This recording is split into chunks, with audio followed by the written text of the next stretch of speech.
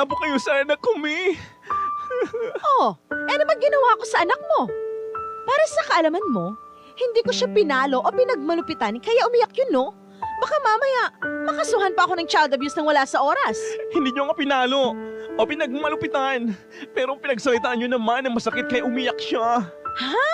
Ano bang sinabi ko? Sinabi ko lang naman yung totoo. Kasalanan ko ba kung nasaktan siya?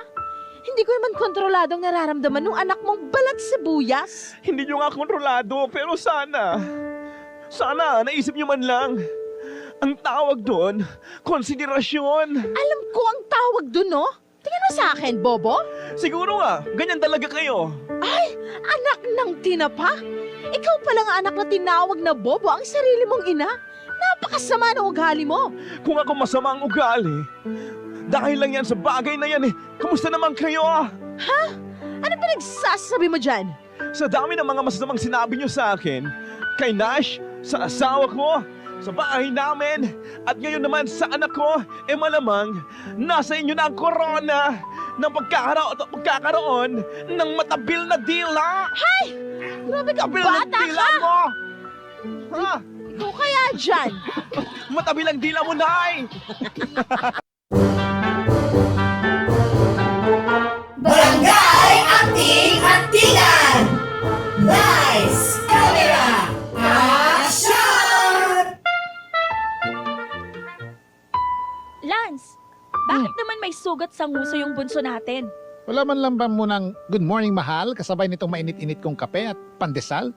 Yan talaga agad ang bungad mo, Andy. Di good morning, mahal. Pakisagot yung mga tanong ko. Malay ko kung bakit may sugat yung anak mo. Baka sa kalikutan. Anong malay mo? Dapat alam mo kasi ikaw ang bantay. Sinasabi mo ba na hindi ko sila binabantayan? May narinig ka bang sinabi ko? Wala naman, 'di ba? Alam mo minsan maglinis ka rin ng tenga mo. Kung ano-ano nang naririnig mo na di ko naman sinasabi. Hindi nga, pero tingin mo sa akin, Bobo, para di maintindihan sa tono ng pananalita mo na gano'n ang ibig mong sabihin. Sinasabi mo na dapat alam ko kasi ako ang bantay ng mga anak natin. Tama naman. Pero dahil di ako sigurado kung paano yan, pinapalabas mo na di ko na binabantayan? Hindi naman kasi magkakasugat yung anak natin sa nguso kung binabantayan mo. Ang laki-laki kaya nung gasgas. Na paano ba yun? Hindi ko alam. Malay ko nga sabi. Ba't di mo tanongin ang panganay natin? Baka masagot niya. Yan ka eh. Lagi na lang yung panganay natin ang sinisisi mo pag may nangyayari dito. Patingin yung Ganyan. Hindi ba natural lang yan? Nagmana sa'yo na mahabang uso. Barangay Acting Actingan! Lights, camera, action! Hi, nerd! Mukhang bago ang eyeglasses natin ngayon Patingin nga. Hoy, balik mo yan. Pambihira! Sumakit ulo ko sa salamin mo Sino ba kasi nagsabi sa'yo na suotin mo yan? Nice! Tumatapang ka na ngayon Basagin ko kaya tong salapin mo. Tong salamin mo, gusto mo? Wag! Hindi ako nakakakita pag wala yan. Paano kaya kung lagyan natin to ng konting gasgas? Konti lang naman. Ano sa palagay mo, nerd? Leo, parang awan mo na. Talagang kailangan ko yan. Ibalik mo yan sa akin. Guluhin mo na ang lahat, wag lang yung eyeglasses ko. Sabi mo O, ano yan Ano yan? Hoy, math notebook ko yan. Nandiyan lahat ng importanteng notes at homework ko. Ang OA mo naman. Mag-relax ka lang. Titignan ko lang naman tong notebook mo Ano kaya pwedeng gawin natin dito? Leo, ibalik mo na sa akin yung glasses ko at notebook ko, please. Oo, babalik ko rin to sa'yo. Akin na. Punitin ko pa to Sige ka. Kina, Dakmain ko to. Sige. anong dadakmain mo?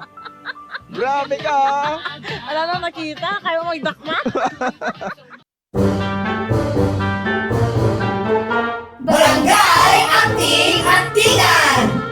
Lights, camera, action!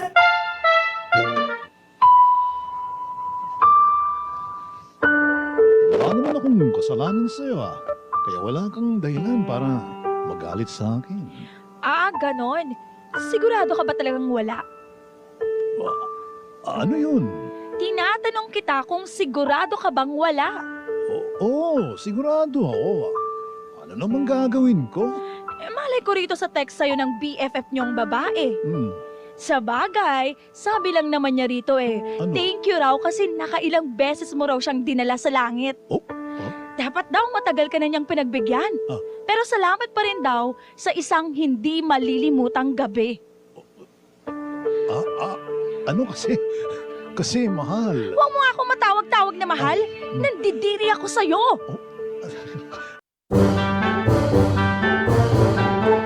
Barangay Acting Actingan! Nice Camera! Action!